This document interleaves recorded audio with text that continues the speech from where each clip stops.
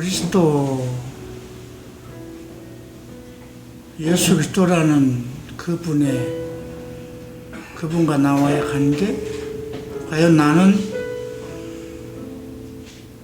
그리스도와 충분한 관계를 가지고 있는가?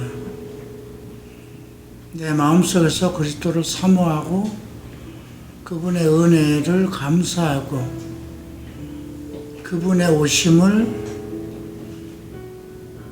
구하고 그의 나라와 그의 의가 내 삶 속에 이루어지는가를 생각하면서 우리 오늘은 예수님을 마음에 두고 여러분들의 마음을 토하는 기도를 함께 드려보십시다. 은혜와 사랑의 주님 감사합니다. 오늘 이 시간에는 우리의 주인 되시고 나의 주관자 되시는 예수님을 생각하며 기도합니다. 내 모든 것을 주관하시고 내 인생의 반려자, 위로자, 또 내 모든 인생의 화복의 주인 되시는 예수님인 것을 알면서도 우리가 늘 나 자신만을 생각하고 살 때가 있습니다. 주님, 우리가 오직 예수 그리스도가 나의 어떤 분이신 것을 알게 하소서. 그리스도에 대한 온전한 지식들을 알고자 합니다. 성령의 가르치심과 깨우치심으로 예수를 더욱 알게 하소서. 예수의 은혜와 예수 그리스도의 사랑을 더욱 깨닫게 하소서.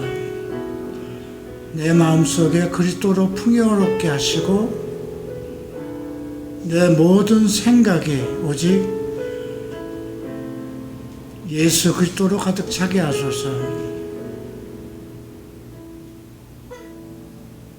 내 인생 삶 전체가 그리스도의 것임을 증거하는 증인의 삶이 되게 하소서. 예수 이름으로 기도합니다.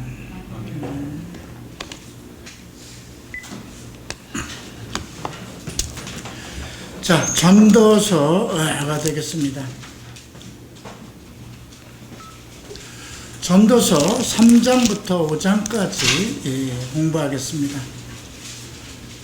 우리가 전도서를 읽다 보면 솔로몬의 아들, 이 땅에서 가장 하나님으로부터 가장 큰 축복을 받았고 부모로부터 가장 큰 사랑을 받은 그 솔로몬이 이런 글을 쓰면 이런 글을 쓴다는 것이 말이 되지 않는다는 생각을 가질 수 있습니다. 너무 복에 겨워서 인생은 헛되구나, 그런 논지를 핀 것이 아닌가 그렇게 생각할 수도 있어요. 전도서가 헛되다 1장과 2장에서 9번이나 인생의 허무함을, 인생의 공허함을 노래했기 때문에 우리는 잘못하면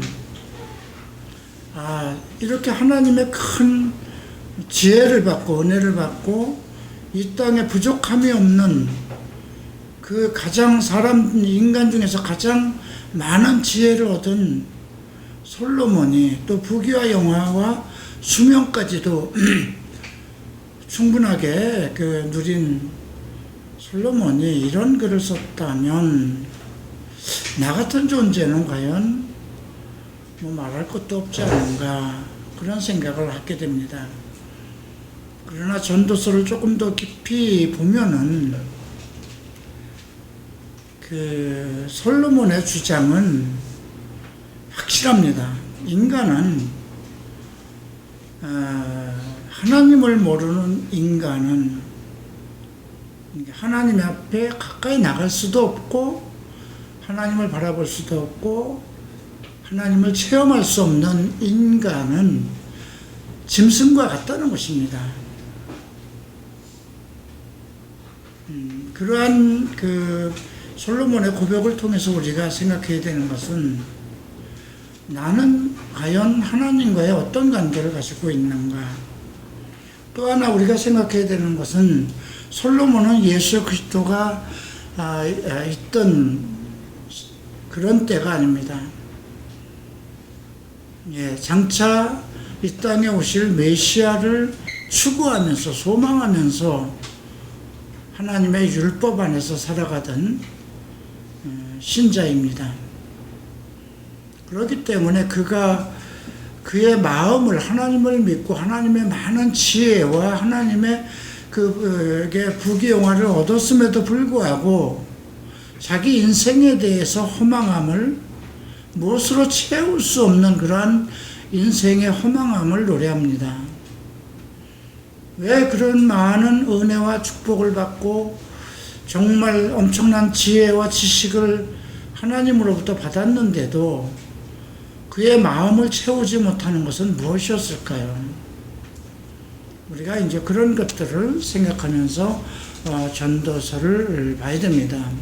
마찬가지로 우리가 예수를 믿으면서도 우리 안에 그리스도가 없다면 내가 하나님을 향해서 하나님을 믿고 하나님을 사랑하며 하나님을 믿는 그러한 열성적인 믿음을 가지고 있다 하더라도 그리스도가 없다면 솔로몬과 같은 고백을 하지 않을까. 우리가 요즘 주일날 배우는 사도행전 속에서 바울이 하나님 앞에 열성적인 사람이었습니다. 하나님을 믿었습니다.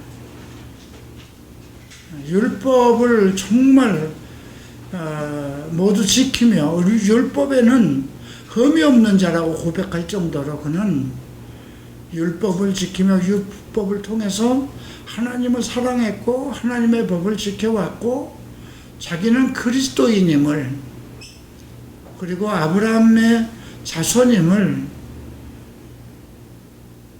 정말 자부하고 살았던 바울입니다. 그가 살아가는데 바울이 살아가면서 자기의 인생의 부족함을 그런 걸 느끼지를 못할 정도로 그는 열성분자였습니다. 그러면서도 나중에 자기는 의인이다, 하나님의 사람이다, 택한 사람이라는 그런 확신과 자부심을 가지고 있었음에도 불구하고 예수 그리스도로부터 부름을 받았을 때 자기는 죄인이구나. 나는 한낱 하나님을 믿으면서도 내 안에 나와 함께 동행하고 나를 위로하고 내게 평안과 기쁨과 영생을 줄 그리스도가 없었구나 하는 것을 발견했던 것입니다. 그래서 오늘날도 마찬가지입니다. 많은 크리스찬들이 크리스찬하면은 이미 예수 그리스도를 믿어서 하나님의 자녀가 된 사람들임에도 불구하고 그리스도와의 어떤 관계를 갖지 않고 하나님과의 관계를 갖고 있는 성도라고 그러면 이건 좀 문제죠. 그리스도와의 관계는 무엇일까요? 내가 예수 그리스도를 믿는다고 하면서도 내가 그리스도와의 관계는 무엇을 통해서 가질 수 있는 것인가? 이런 것들을 좀 생각해 볼 필요가 있습니다. 그래서 오늘 3장과 4장과 5장은 지난 앞에서 배운 것과 마찬가지로 인생의 허망함에 대해서 언급을 하고 있습니다. 이제 3장을 보겠습니다. 3장 1절부터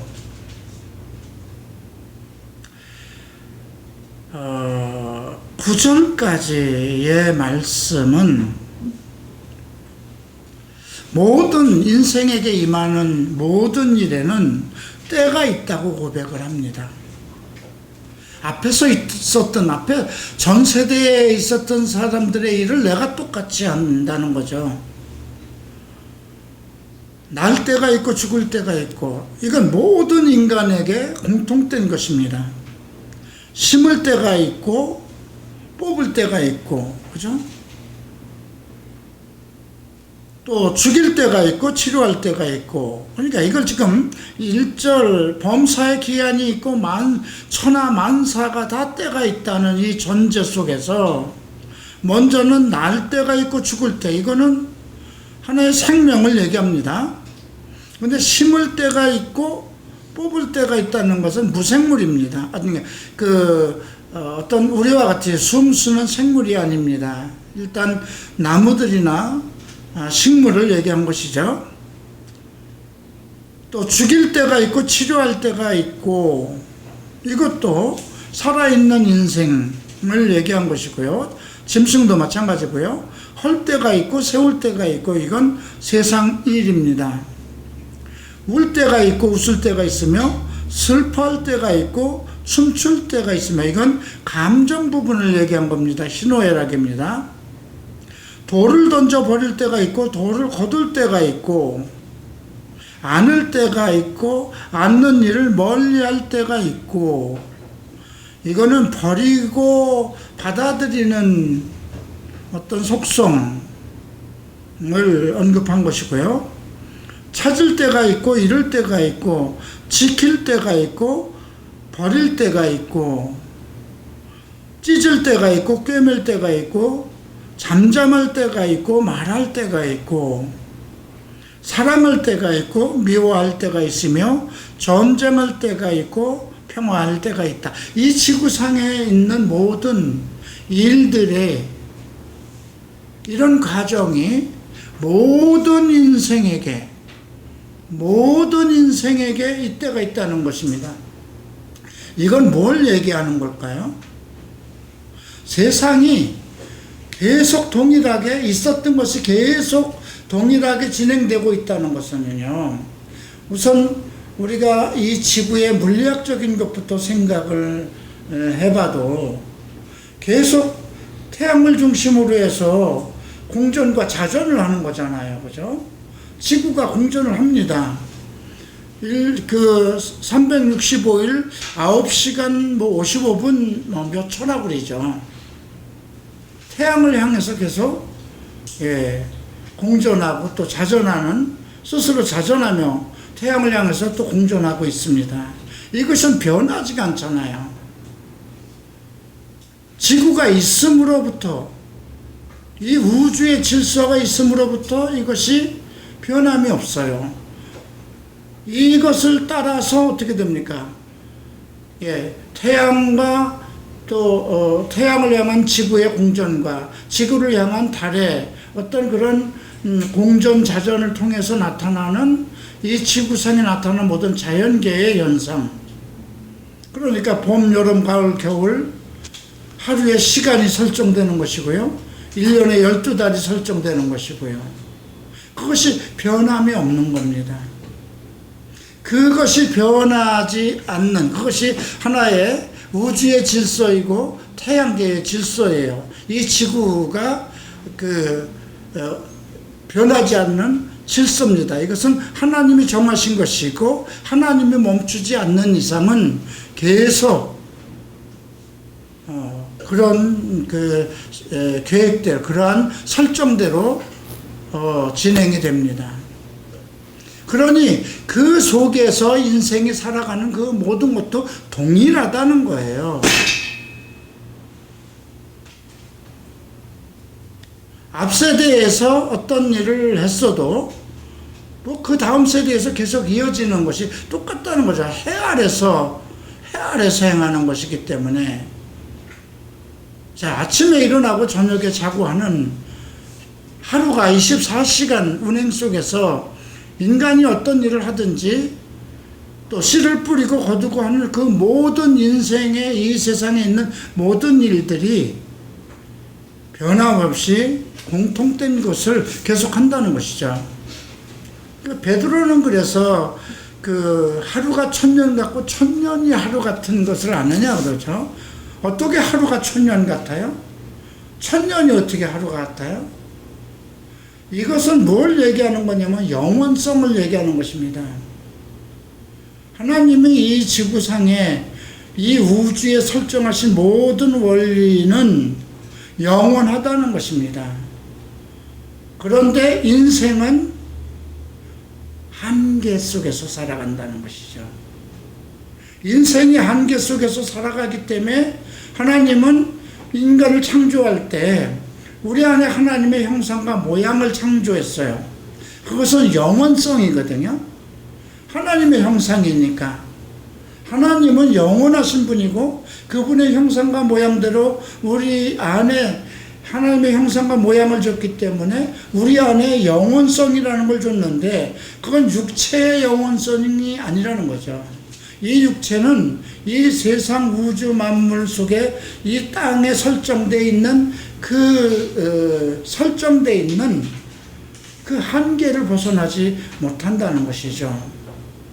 그래서 인간 속에 하나님이 설정하신 하나님의 형상과 모양, 그걸 통해서 인간은 그 무엇을 추구하는 그런 마음을 갖게 하신 것이죠. 영원에 가는 것을 생각하게 하는 것입니다.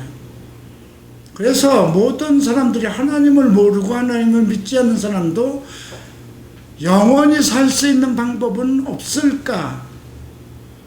뭐 진시황 같은 사람은 우리가 동양에서도 인류의 자기의 영원한 삶을 위해서 불로초를 구하러 다녔고, 이 지구에 있는 모든 사람들은 영원한 삶을 누리기 위해서 애를 썼다는 것이죠. 그런데 지금 솔로몬이 얘기하는 것은 정한 때가 있다는 것입니다. 이거는 이 우주 안에 이 지구에 모든 설정된 것은 하나님이 설정된 것이기 때문에 누구도 바꿀 수도 없고 더할 수도 없다는 거예요. 그걸 전제로 하고 있습니다. 그리고 이제 9절에서 일하는 자가 그의 수고로 말미암아 무슨 이익이 있으랴. 이 말은 뭐예요? 어차피 태어나고 살다가 죽을 것인데 내가 오늘 배부르게 먹는다고 그래서 내일 또 안 먹는 거 아니잖아요. 오늘 실컷 잠을 잤다고 그래서 내일 또 잠을 안 자는 게 아니에요.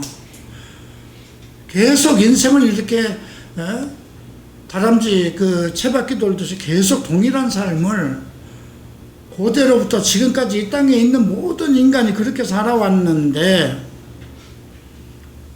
우리가 열심히 일하고 수고한다고 해서 그게 무슨 이익이 있느냐 이거죠. 이 얘기는 자기 영혼의 이익이 되지 않는다는 거예요. 자, 하나님의 인생들에게 노고를 주사 애쓰게 하신 것을 내가 보았다. 그러니까 이건 솔로몬이 하나님의 지혜와 지식을 엄청 얻은 솔로몬이 인생에 대해서 연구를 한 거예요. 과연 인생은 왜 사는 것인가? 인생에 산다는 의미가 무엇인가? 어떤 철학적이고 종교적인 내용을 내포하고 있는 것이죠. 자, 하나님의 모든 것을 지으시되 때를 따라 아름답게 하셨고, 때를 따라라고 그랬어요. 우리가 이 지구상에 아름다운 것만 보는 건 아니잖아요. 그죠? 그러나 봄이 되면 봄의 아름다움을 보고, 여름이 되면 여름의 아름다움을 보고, 가을과 겨울에도 그 계절마다 아름다운 것을 봅니다. 시시때때로 아름다운 것을 우리가 볼 수 있도록 그렇게 정하셨다는 거죠. 또 사람들에게는 영혼을 사모하는 마음을 주셨다. 영혼을 사모하는 마음. 왜 그럴까요? 우리 안에 하나님의 형상과 모양을 넣어서 창조했기 때문에. 그러나 하나님이 원하시는 일의 시종을 사람으로 측량할 수 없게 하셨다. 이건 뭐예요? 인간은 하나님처럼 영원성을 가지고 있지 못하다는 거죠.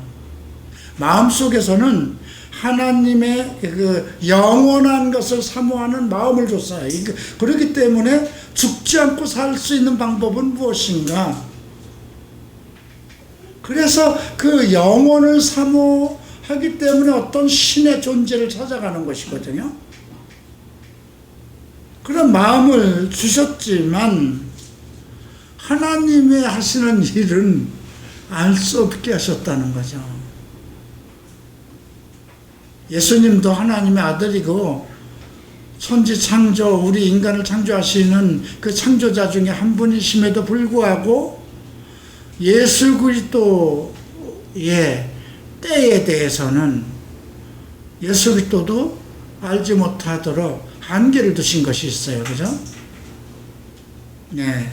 근데 인간에게는 하나님이 하시는 일의 시작과 끝을 사람으로 측량할 수 없게 하셨다. 우리가 계시록 22장을 보면 나는 시작과 끝이요 처음과 나중이다 그랬어요. 그리스도인 거예요. 그 말은 뭘까요? 그 모든 시작과 끝이 그분 안에 있다는 거예요. 그것은 인생에 관한 것뿐이 아니라 우주 만물, 이건 창조자만이 하실 수 있는 거거든요. 그러니까 우리가 계시록 22장 마지막에서 나는 알파와 오메가요. 알파와 오메가는 문자예요. 헬라어예요. 그죠? 모든 이 땅에 있는 학문과 지식과 모든 것의 시작과 끝. 그죠? 언어 속에 들어가 있는 그 모든 것, 시작과 끝이 그분 거라는 거죠. 한국의 역사든 미국의 역사든 인류가 가지고 있는 고대의 그 어떤 피라미드의 역사든 고대 어떤 사람이 가지고 있던 지혜든 뭐든 언어 속에 있고 문화 속에 있고 어떤 지혜 속에 있는 것, 그걸 우리가 알파와 오메가로 봐야 되는 거거든요. 그래서 주께서 알파와 오메가요, 나는 시작과 끝이요 처음과 나중이다. 모든 것이 그분 안에 있다는 것이죠. 사람이 사는 동안에 기뻐하며 선을 행하는 것보다 더 나은 것이 없는 줄 내가 알았다. 그 결과 이제 인생은 때가 있고 아무리 해도 일에 수고하는 것이 다 허사고 어제 있었던 것이 오늘 있고 인생은 다 그냥 없어지는 것이다 하는 것을 전제로 했는데 사람 마음속에 영원한 것을 사모하는 것을 두셨다는 거죠.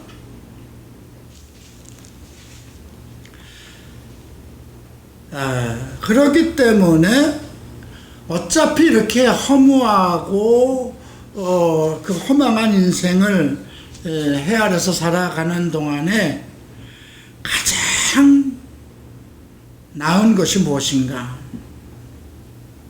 가장 좋은 것이 무엇인가? 기뻐하며 선을 행하는 것.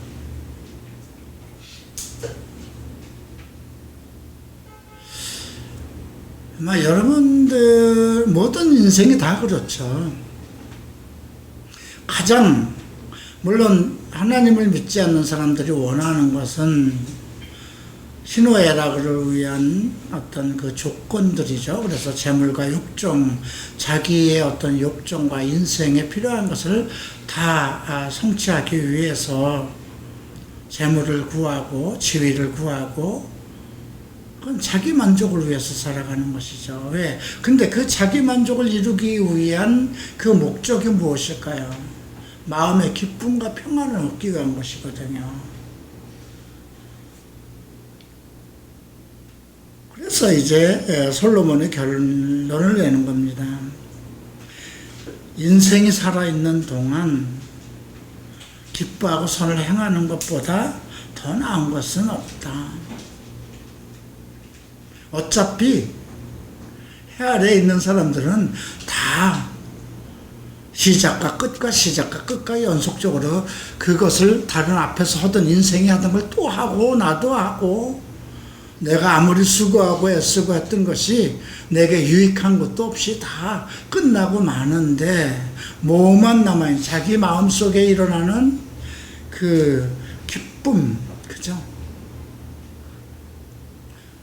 기쁨과 선이라고 그랬어요. 사람마다 먹고 마시는 것과 수고함으로 낙을 누리는 것이 하나님의 선물인 줄도 또 두 가지입니다. 하나는 기뻐하고 선을 행하는 것, 하나는 마음에 관한 것이에요. 선을 행한다는 건 대외적인 베품입니다. 그리고 먹고 마시고 수고하고 낙을 누리는 것은 자기 인생 속에 있는 것입니다. 근데 이것이 하나님의 선물이라는 것이죠. 내가 아무리 열심히 해서 다 부자가 될 수 있다면 이 땅에 못 사는 사람은 없죠. 그죠? 자, 14절 봅니다. 하나님께서 행하시는 모든 것은 영원히 있을 것이다. 우주 만물, 이제 땅이 없어지고 하는 것도 이제 예수께서 이 땅에서 하실 일 모든 것을 다 끝내고 인생의 문제가 다 끝내고 정리하신 후에 있는 거잖아요. 그래서 하나님이 행하시는 모든 것은 영원히 있을 것이다. 이 지구 안의 모든 우주의 어떤 역사라든가 이 모든 것, 그 영원히 있기 때문에 인생이 살아가는 것도 나고 죽고 하는 것도 다 영원한 거예요. 멈추지 않는 겁니다. 그 위에 더할 수도 없고 덜할 수도 없다. 그죠? 우리가 더 의로워지려고 무엇을 할 수 있을까 생각해봐요. 예수께서 너희가 정말 그 나라와 그 의를 구하라 그랬는데 그 의를 구하려면 그러면 내가 의인으로서 더 의롭게 되기 위해서 무엇을 해야 될까? 어떤 사람은 나는 그럼 기도를 더 많이 하고 성경을 많이 보고 교회 봉사를 하고 다른 사람에게 선을 많이 베풀면 더 의로워질 수 있을까? 아닙니다. 그렇게 해서 인간이 더 의로워질 수 있다면 최선을 다하겠죠. 우리가 성경을 더 많이 보고 기도를 많이 하고 봉사를 하고 헌신을 하고 남을 위해서 돕는 것은 크리스찬의 하나님의 사람으로서 삶의 본분인 거거든요. 그걸로 인해서 내가 하나님 보시기에 더 의롭다는 것은 아니라는 거죠. 내 의를 위해서 무엇을 더 무엇을 한다고 해서 의로워질 수 있는 것은 아니라는 거예요. 왜냐하면 나의 의는 인간은 의인은 없다, 의로움은 없다, 의인은 없다고 전제를 해버렸어요. 다 죄인이다. 의로워지는 것은 오직 예수로 말미암아 예수를 믿음으로 인해서 그분의 의가 나한테 전가된 거예요. 그러니까 어떤 사람이 나는 너보다 더 의롭다 말이 안 되는 거예요. 성경에도 예수님은 그렇게 얘기를 했어요. 어떤 사람은 성전 앞에 나와서 나는 뒤에 있는 저 사람처럼 죄를 짓지 않고 11조도 더 드리고 열심히 금식도 하고 합니다. 근데 뒤에 있는 죄인은 얼굴도 들지 못하고 나는 죄인이로소이다 하고 얼굴도 들지 못했다고 그랬죠. 그런데 예수님은 그 죄인이 먼저 위로함을 받고 돌아갔다고 그랬거든요. 우리가 의인인 것을 깨닫는 것은 뭐냐면 동시에 내가 죄인인 것을 고백해야 되는 것이거든요. 내가 죄인됨으로 내가 죄인인 것을 고백함으로 인해서 그리스도의 의가 이루어지는 것이니까요. 내가 의인이면 무슨 의가 이루어져요? 그죠? 유대인들의 문제가 그거였어요. 우리는 율법을 지킴으로 의인이었기 때문에 그리스도의 의의가 필요 없다는 거예요. 그래서 예수를 믿지 않는 사람은 모두 죄인이라는 그 기독교의 복음적 그 가리킴이 싫었던 거예요, 그들에게는. 우리는 처음부터 태어나면서부터 아브라함의 자손으로 의롭다 하심을 받은 의인으로 거룩한 백성으로 택한 성민인데 우리가 죄인이냐 이렇게 묻는 거거든요.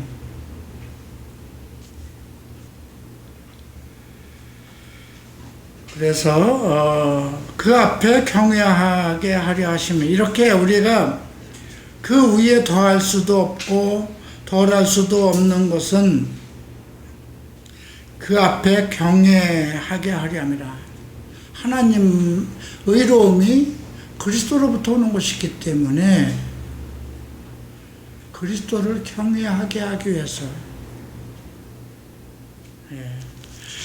자, 이제 있는 것이 옛적에 있었고 장래에 있을 것도 옛적에 있었나니. 그죠? 해 아래 모든 것이 하나님의 이미 지난 것을 다시 찾으신다. 지난 것을 다시 찾으신다. 그죠? 우리가 열왕기를 보면 나의 종 다윗이 행한 것처럼 이런 말이 왕들에게 계속 승계될 때 나의 종 다윗이 내게 한 것처럼 솔로몬에게 약속도 그거예요. 내 아버지 다윗이 하나님의 율법과 율례를 지켰듯이 중심을, 믿음의 중심을 누구에다 뒀냐면 다윗에게 뒀어요. 근데 구약에서는 이제 우리가 다윗이 예수 그리스도의 모형이잖아요. 메시아가 없었기 때문에. 근데 지금 우리의 시대에는 그러니까 히브리서가 거기서 나온 거예요. 다윗을 말하랴, 모세를 말하랴, 아브라함을 말하랴, 다 인간이라는 거죠. 오직 그리스도라는 거죠.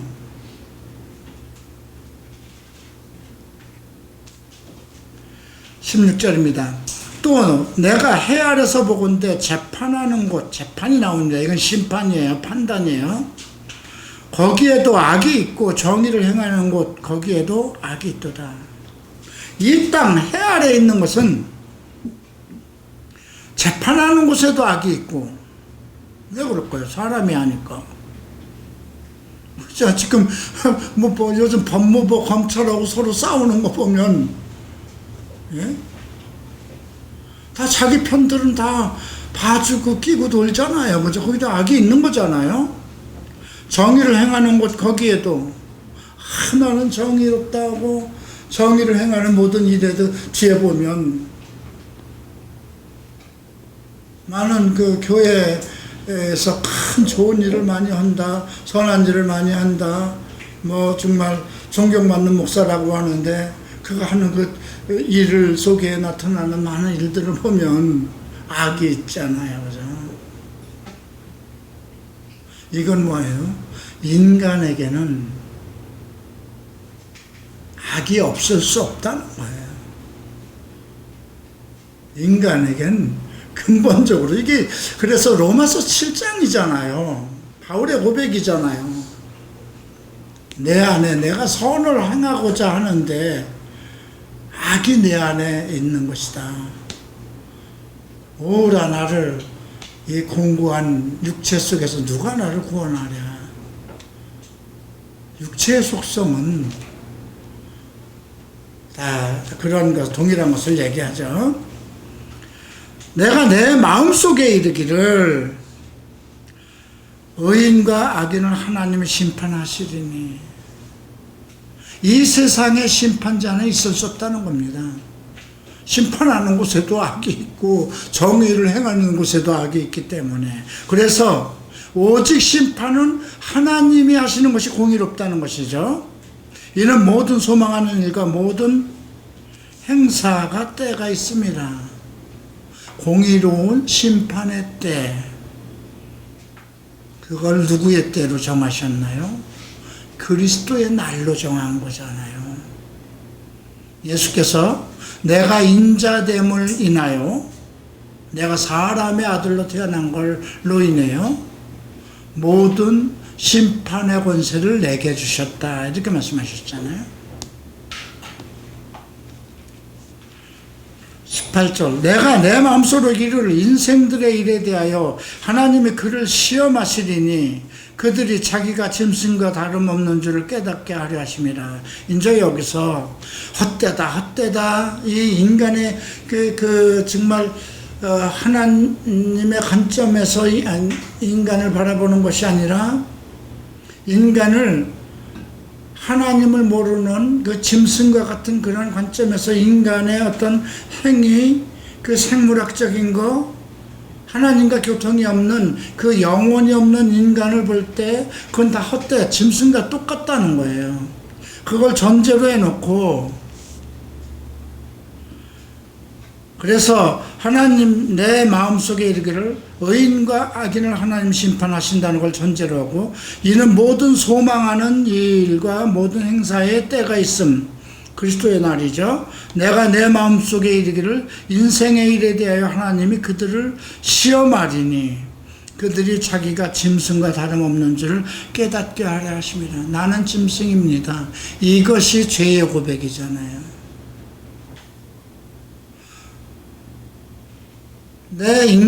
사람들 마음속에 영원한 것을 뭔가 소망하도록 그런 마음을 주셨어요. 그거는 모든 이 땅에 있는 어떤 죄인이든 누구든 다 영혼을 생각해요. 영원히 설 수는 없을까? 그 영원한 것을 생각하면서 꿈꾸는 것이 뭘까요? 평안과 기쁨과, 그죠? 선이죠. 평안함과 선이 인생에서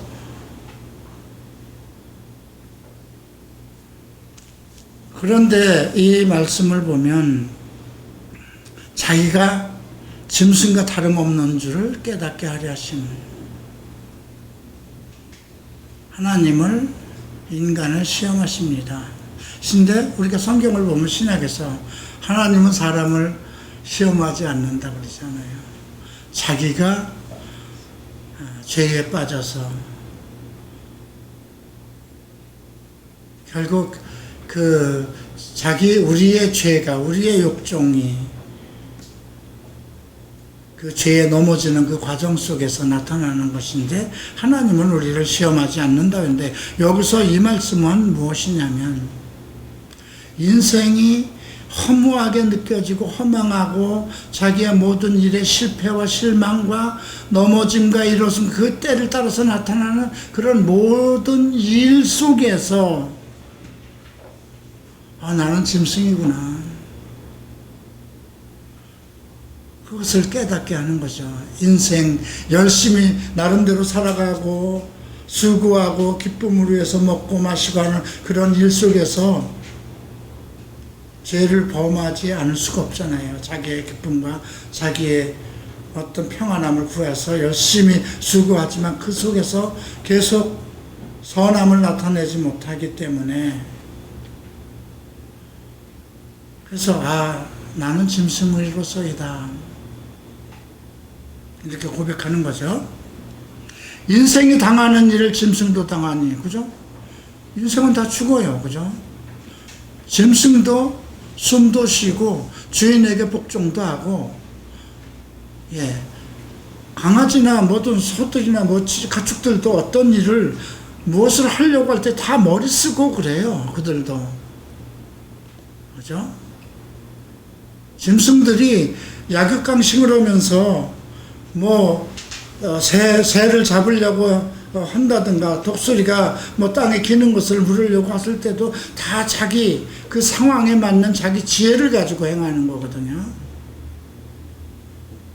인생도 자기 나름대로 인생 살아가는 모든 것을 자기 뜻대로 자기 마음대로 그렇게 행하려고 합니다.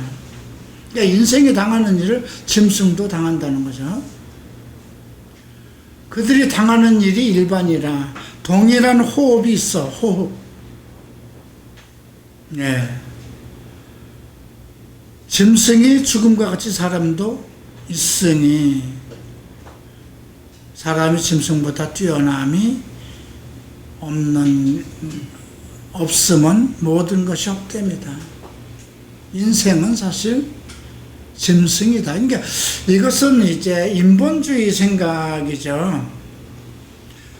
인생을 한 사람을 하나님이 창조하고 하나님의 형상과 모양대로 창조하신 그러한 인생의 특별한 하나님의 창조를 보지 않고, 그래서 뭐 진화론적인 그런 입장에서 인생을 생각할 때 짐승과 똑같다는 거죠. 그러니 살아있는 동안 실컷 먹고 마시고 즐기라 하는 것이 이제 그들 주장이잖아요. 그죠? 다 흙으로 말미암았으므로 다 흙으로 돌아가나니 다 한 곳으로 가거니와. 흙은 다 한 곳으로 갑니다. 인간도 흙으로 지었기 때문에 다 티끌로 가는 흙으로 가는 거잖아요. 그죠? 육체는. 21절 인생들의 혼은 위로 올라가고 짐승의 혼은 아래 곧 땅으로 내려가는 줄을 누가 알냐. 사람들은 모른다는 거죠. 그러므로 나는 사람이 자기 일을 즐거워하는 것보다 더 나은 것이 없음을 보았나니 이는 그것이 그의 몫이기 때문이다. 그 뒤에 일어날 일은 무엇인지를 보게 하려고 그를 도로 데리고 올 자가 누구야? 그 뒤에 일어날 일, 앞으로 내가 하는 일, 그 뒤에 일어난 일을 알게 하라고 나를 끌고 앞에 데려갈 사람이 있나요? 없어요. 그죠? 그분은 인생 전체를 시작과 끝과 모든 것을 아는 사람만 하실 수 있는 거잖아요. 근데 그분이 우리 예수 그리스도입니다. 그죠? 태초에 우리가 성경 말씀이 있다 이렇게 선언했고 우리가 성경을 통해서 그리스도를 만나는 것입니다. 성경은 그리스도의 계시입니다.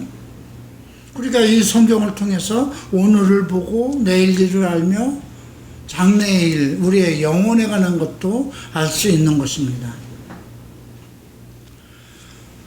자, 이제 4장을 보죠. 4장은 처음부터 1절부터 3절까지 지배자의 학대, 이 지구상에는 약육강생의 그 원리가 있다는 것을 전제로 하고 있어요. 내가 다시 해 아래 행하는 모든 학대를 살펴보았도다.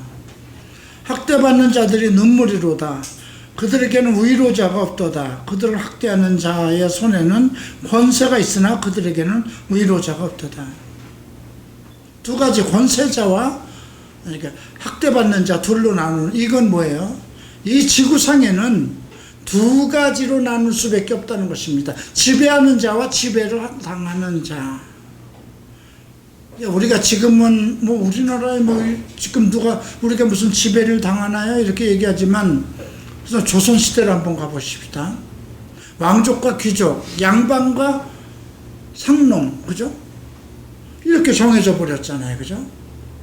그러면 지배자가 있고 압제받는 자들 이렇게 둘로 나누는 게 인류가 원래 이 땅에 시작하면서는 그런 구조로 되어 있다는 거예요. 그래서 지배자에게 어떤 학대를 받아도 그들을 위로할 사람이 없다는 것이죠. 그러므로 나는 아직 살아있는 산 자들보다 죽은 지 오래된 자들을 더 복되다 했도다.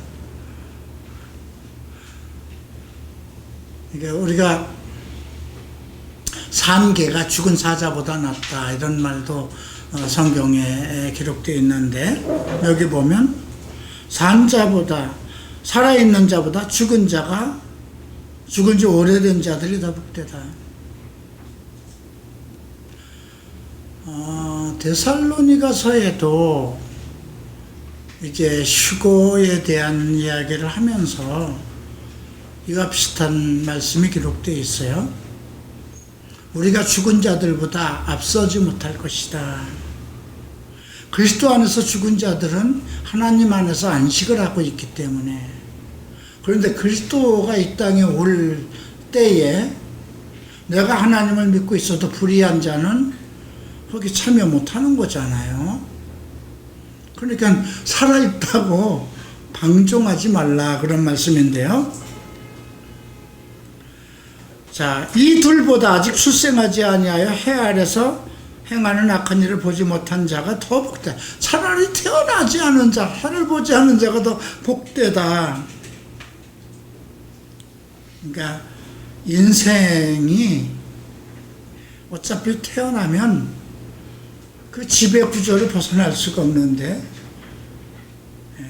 지배하는 자와 거기에 복종하고 이렇게 그 피해를, 압박을 당하는, 학대를 당하는 자, 그런 구조 속에 있다는 거예요. 인생은. 이 세상이 그렇잖아요. 뭐 회사가 있다고 해도 지배자가 있고 일하는 사람이 있고. 예. 자, 그래서 이 둘보다 출생하지 못한 자들이 해 아래서 행하는 악한 일을 보지 못한 자가 더 복되다. 내가 본즉 사람이 모든 수고와 모든 재주로 말미암아 이웃에게 시기를 받으나 이것도 헛된 바람과 같다. 그 이웃이 잘 되면, 아니 그 정말 사촌이 잘 되면 땅을 사면 배가 아프다고 그러죠. 남 잘 되는 꼴을 못 보는 거예요. 그죠? 각자 살아가는 인생의 재주와 여러 가지 자기의 어떤 그 기술적인 것으로 살아가는데, 그 옆 사람은 그걸 싫어한다는 거죠. 우매자는 팔짱을 끼고 있으면서 자기의 몸만 축내는도다. 여기서 우매자라는 건 뭘까요? 미련한 자, 어리석은 자를 얘기하는데요. 팔짱을 끼고 있으면서 자기의 몸만 축낸다. 까딱도 하지 않고 남을 부리려고 한다는 것입니다. 두 손으로 가득하고 수고하며 바람을 잡는 것보다 한 손에만 가득하고 평안함이 낫다. 이건 두 손에 가득하고 수고하며 바람을 잡는 것. 이건 인간의 욕심이죠. 욕망과 욕심. 그건 바람을 잡는 것과 마찬가지라는 것이에요. 차라리 한 손에만 가득하고 평안함, 두 손을 다 가지고 허공에 있는 모든 것을 다 갖고자 해도 바람을 잡는 것과 마찬가지. 차라리 내가 가지고 있는 그 한 가지로 만족하는 게 낫다는 것이죠. 그래서 내가 또다시 해 아래서 헛된 것을 보았도다. 어떤 사람은 아들도 없고 형제도 없고 홀로 있으나 그의 모든 수고에는 끝이 없도다. 또 비록 그의 눈은 부요를 족하게 여기지 아니하면서 이르기를 내가 누구를 위하여 이것이 수고하고 나를 위하여는 행복을 누리지 못하게 하는가 하여도 이것도 헛되이 불행한 노고로다. 자식도 없고 형제도 없고 한다고 해서 안 살 수 없잖아요. 그죠? 어떻게 보면 자식이 많으니까 제대로 먹여 살려야 되니까 열심히 일하고 뭐 그 일하는, 수고하는 그런 이유가 있어요. 근데 자식도 없고 형제도 없고 홀로 있지만 그가 하는 일도 똑같이 끝이 없어요. 그죠? 그러니까 여러분들의 뭐 부모들을 보면 열심히 일을 합니다. 근데 자식이 없는 나도 열심히 일을 합니다. 자식이 없다고 해서 일 안 하는 거 아니잖아요.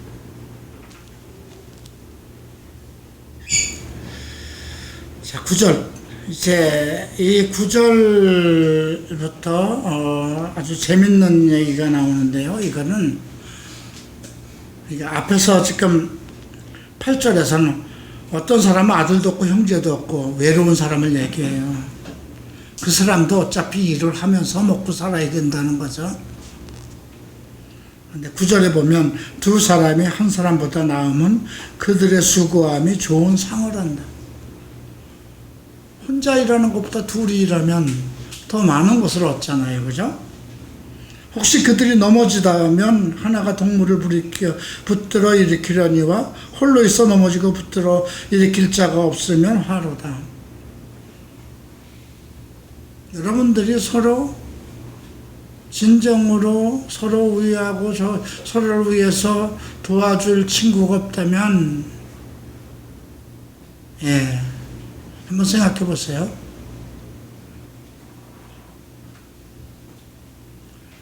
또 두 사람이 함께 누우면 따뜻하거니와 한 사람이면 어찌 따뜻하랴. 나이가 들면 무릎이 시리다고 합니다. 과거에 어머니가 그런 말씀을 할 때는 이해가 안 됐는데, 나이가 들면 이불 속에서도 무릎이 시립니다. 이불 속에서도 그 무릎이 시립다는 것은 그만큼 체온이 떨어지고 뭐 그런 그 생리적인 것도 있겠죠.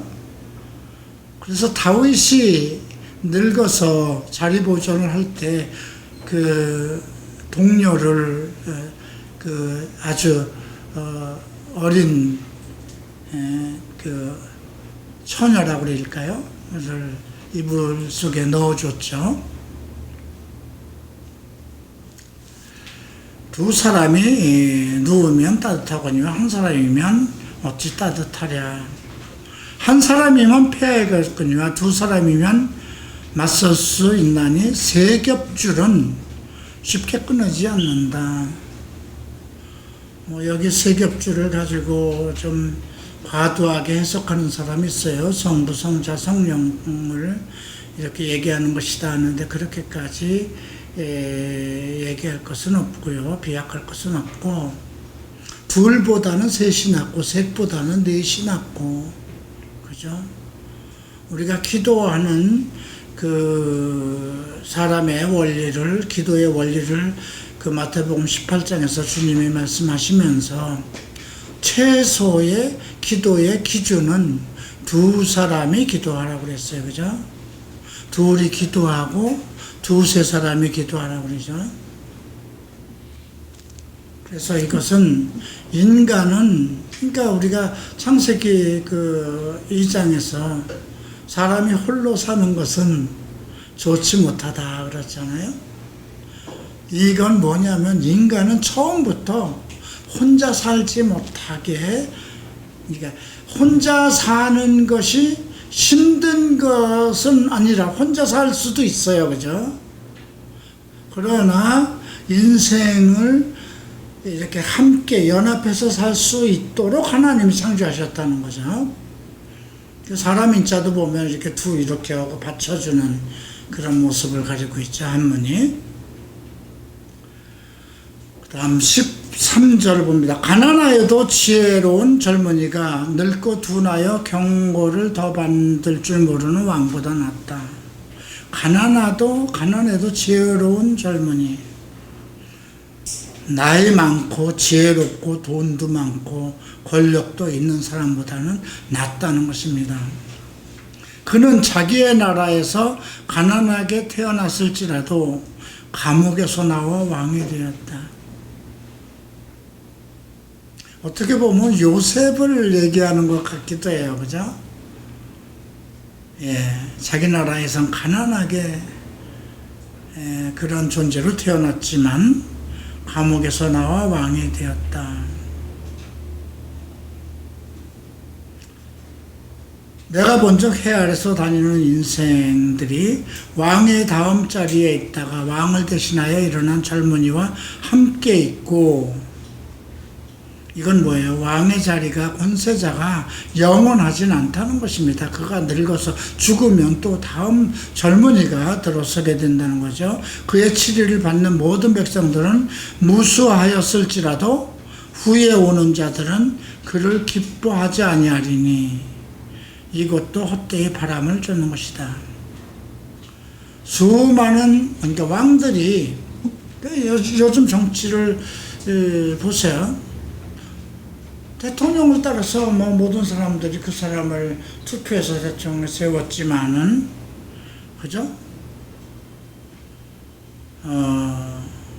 그를 다 기뻐하지 않아요, 그죠?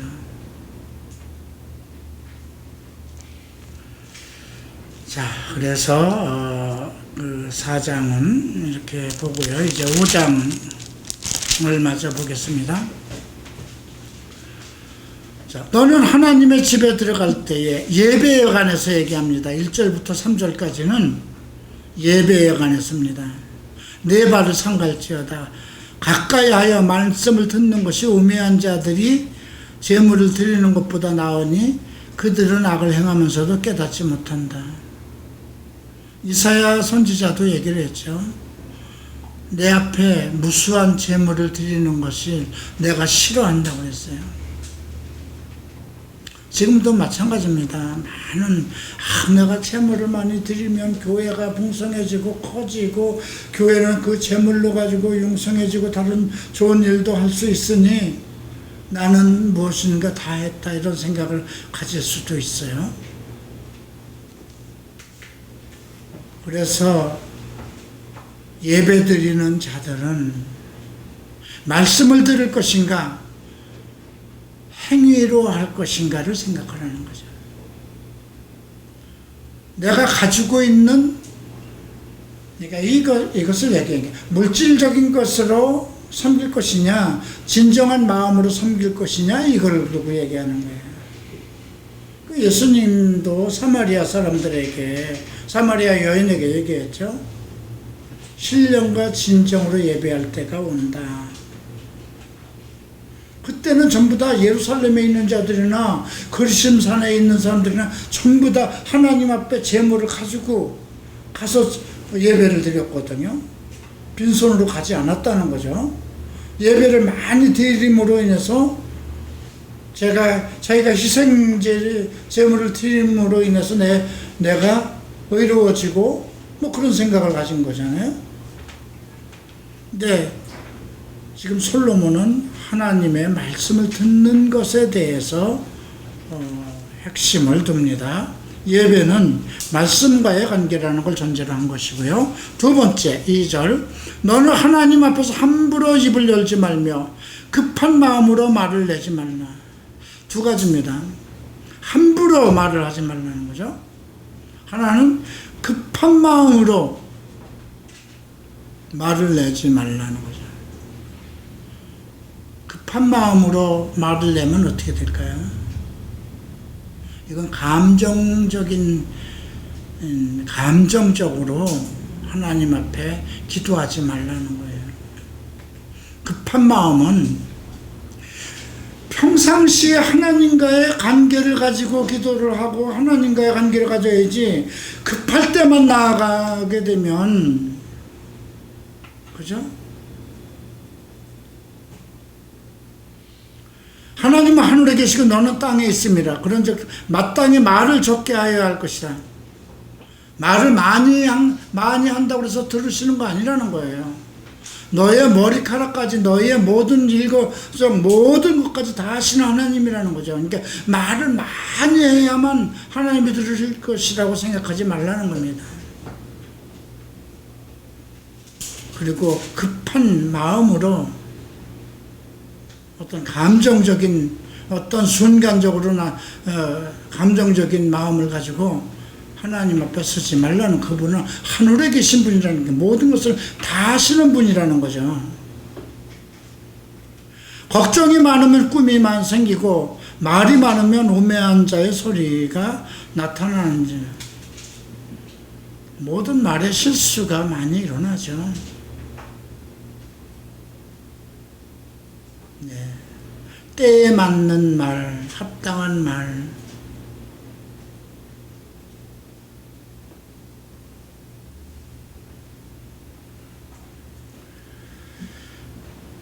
자, 이제 4절을 봅니다. 내가 하나님께 서원하였거든 갚기를 더디게 하지 말라. 하나님은 우매한 자들을 기뻐하지 아니하시나니 서원한 것을 갚으라. 서원한 것. 구약에서 여자가 서원한 것에 대해서는 아버지 밑에 있는 자들은 아비가 물을 수 있고요. 미성년자는 결혼하지 않은 여자의 서원은, 결혼한 여인의 서원은 남편이 물을 수 있게 돼서 그러니까 권위를 두신 거예요.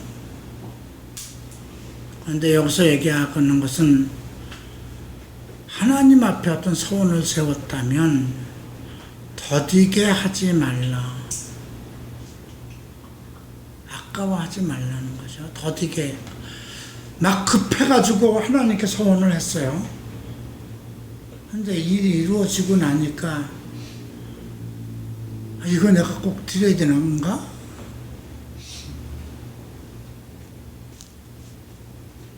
서원하고 갚지 아니하는 것보다 서원하지 아니하는 것이 나아요. 예수님도 산상수훈에서 도무지 맹세하지 말라고 그랬거든요. 이거 맹세와 같은 얘기입니다. 하나님의 이름을 걸고 감히 맹세하지 말라는 것입니다. 누구하고 얘기할 때도 내가 하나님을 맹세하겠는데 절대 나는 그런 일이 없다. 함부로 말하지 말라는 겁니다. 내가 한 가지 이 말씀을 보다가 한 가지 마음에 꺼리는 것이 있어요.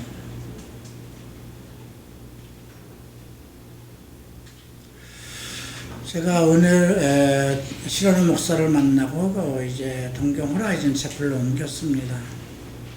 그리고 그때 내가 운영하던 가게를 누구에게 맡겼는데 이제 3년이 돼서 그 맡은 사람이 그걸 다 인수하게 됐어요. 그게 1,000,000원이었어요. 1,000,000행. 1,000,000행이면 1억이에요. 그때는 1억 1,000이 넘었어요. 지금도 그 정도 되지만. 그래서 7,000원 이장로 돈이었어요. 이장로가 돈을 가지고 와서 내가 그냥 다시 무엇을 해서 살게 하려고 7,000,000원을 가져온 거예요. 1억을 받았으니까, 그러니까 일본 돈으로 1,000,000원을 받았으니까 700은 한국에 가져나가기로 한 거고, 300은 내가 한국에 나가면 뭘 가지고 살 수 있을까? 그래서 거기에 순복음교회에 내가 정말 아버지처럼 섬기던 소장로님이 있었어요. 그분이 일본 동경 한복판에서 어떤 사업을 하고 있었어요. 어떤 수출업과 의류업을 하고 있었는데, 그래서 그분이 조금 뭐가 안 풀려서 어렵다고 해서 내가 그 가게를 팔았다는 걸 알고, 그러면 한 300만 원, 한 300만 원만 돌려줄 수 있겠는가. 그래서 내가 그 얘기를 했어요. 내가 한국에 나가도 나는 수입이 없다. 그리고 내 형제들이 나를 도와줄 사람도 없고, 뭐 교회가 운영되는 것도 아니고 내가 내 생활을 해야 되는데, 그러면 300에 5%, 해서 150,000행씩을 나한테 줄 수가 있겠느냐. 그래서 그분이 그렇게 하겠다. 그래서 이제 어음을 써줬어요. 개인이 발행하는 어음을 이제 100만원짜리하고 200만원짜리하고 따로 이렇게 두 개를 써줬어요. 내가 그렇게 달라고 그랬어요. 100만 원짜리 하나, 200만 원짜리 하나. 내 마음속에서는 이제 300만 원을 그분에게 두고 나왔으니까, 그분이 뭐 그 와세다 대학교를 나온 분이고 일본의 교포고 그 자식들도 있고 그러니까 뭐 망할 뿐이라고, 사업은 잘 안 되지만 교회에 열심히 그 장로로서 있고, 또 이렇게 헌금을 보면은 상당히 많은 헌금을 하시고 그랬어요. 그래서 뭐 내 것을 잘못하리라는 생각을 안 가져드렸어요. 남의 사정을 잘 모르니까. 그래서 한 15만 행이면 한국에 와서 거의 170만 원 돈이니까 내 생활은 충분히 할 것 같이 생각을 했고요. 근데 내가 100만 행짜리를 따로 하려고 한 거는 1000만 행에서 11조잖아요. 이제 100만 원이면 우리 돈 1000인데, 그거는, 그러니까 내가 그것을 이제 호라이즌에다 헌금을 해야 되겠다, 그렇게 생각을 한 거예요. 그리고 히라노 목사님한테 얘기를 했어요. 이거를 내가 누구에게 차용했는데 그분에게 받은 어음이다. 그러니 6개월 어음인데 6개월 후에 이걸 제가 현찰은 지금 없고 이걸 드리니까 6개월 후에 그 어음이니까 6개월 후에 결제되는 거죠.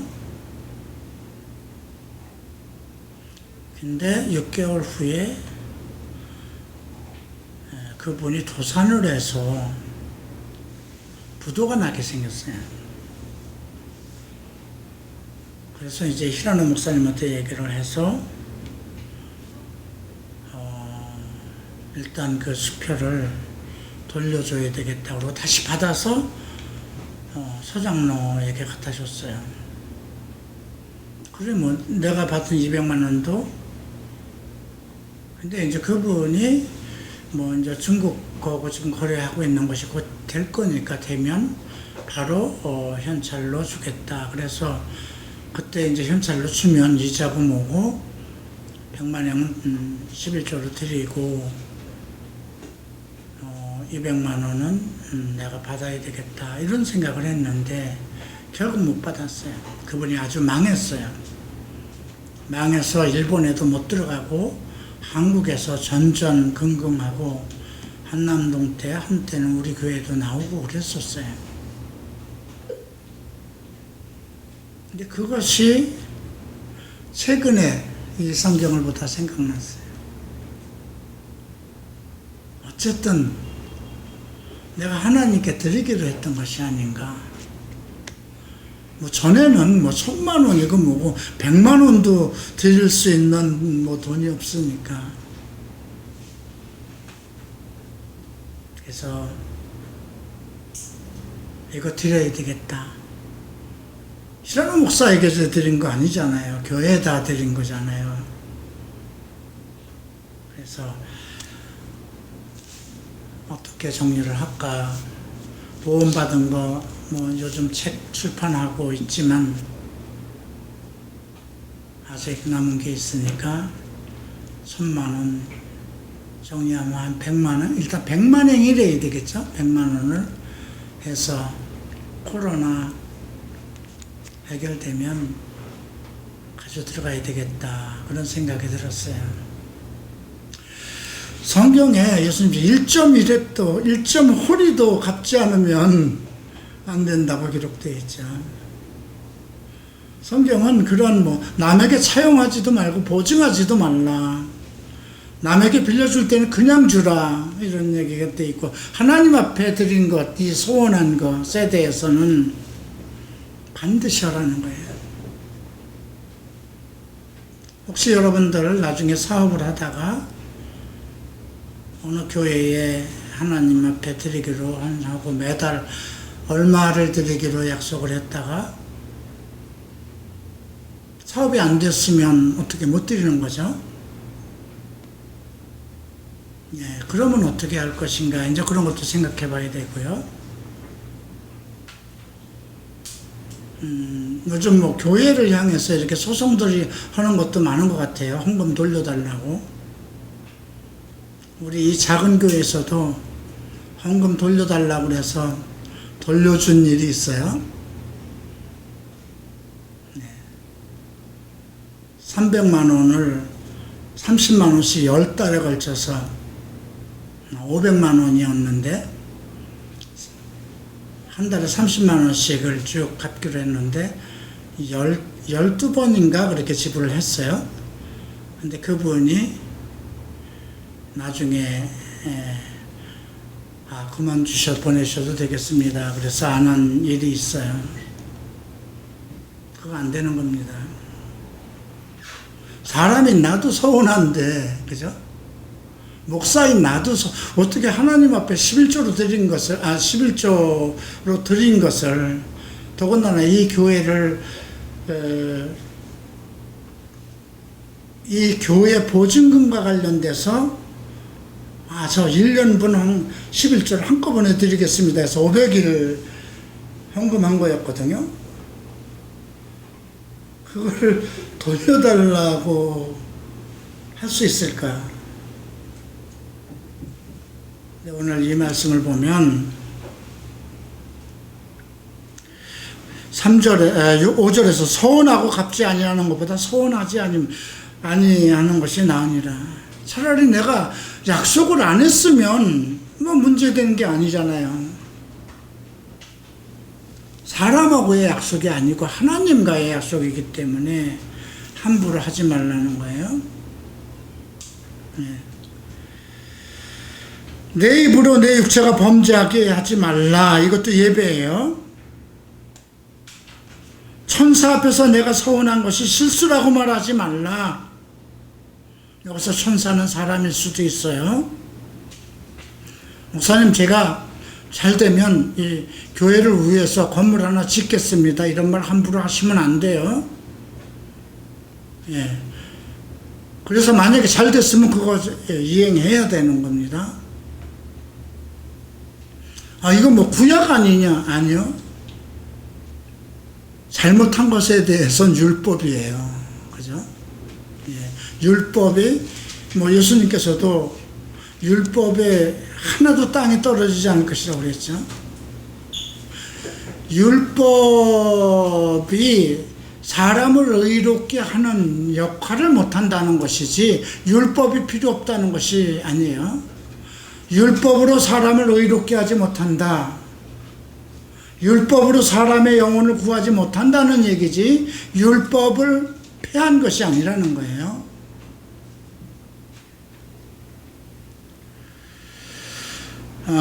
어찌 하나님께서 내 목소리로 말미암아 진노하사 내 손으로 한 것을 멸하시게 하랴.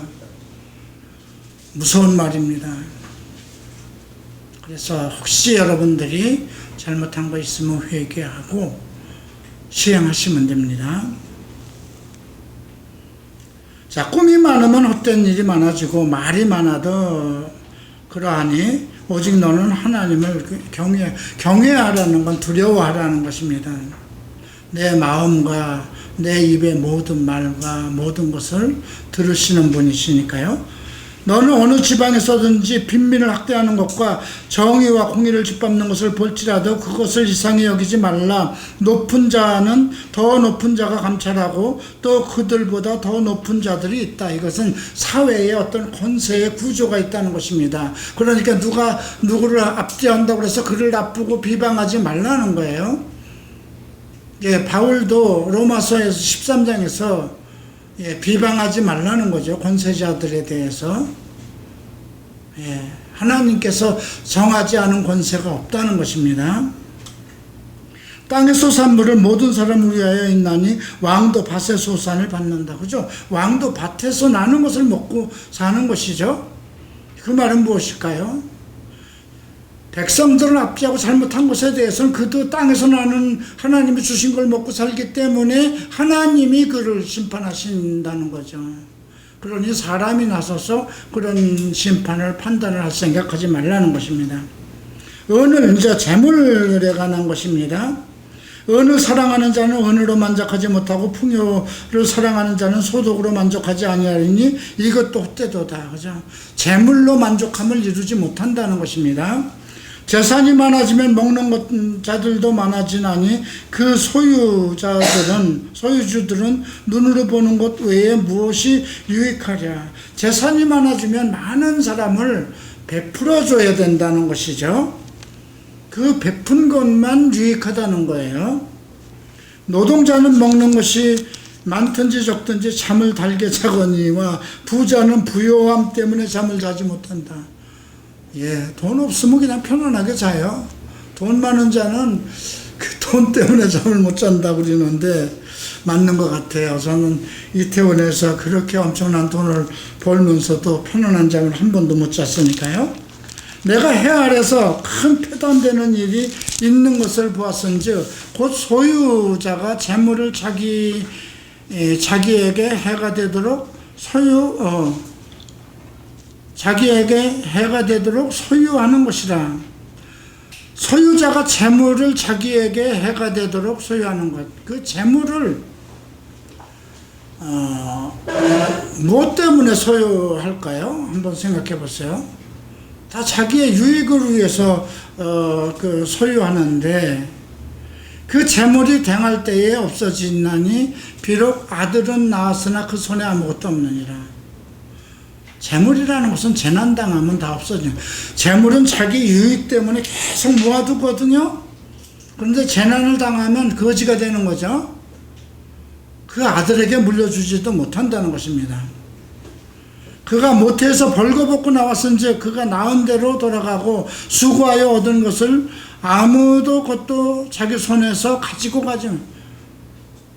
이게 이제 욥의 고백도 마찬가지죠. 내가 어머니 태에서 적신으로 나왔으니 내가 적신으로 돌아갈 것이다. 자, 이것도 큰 불행이라 어떻게 왔던지 그대로 가리니 바람을 잡는 수고가 그에게 무엇이 유익하랴. 일평생 어두운 데서 먹으며 많은 근심과 질병과 분노가 그에게 있느냐. 재물을 쌓은 사람들은 평안함이 없다는 것입니다. 자, 18절부터 봅니다.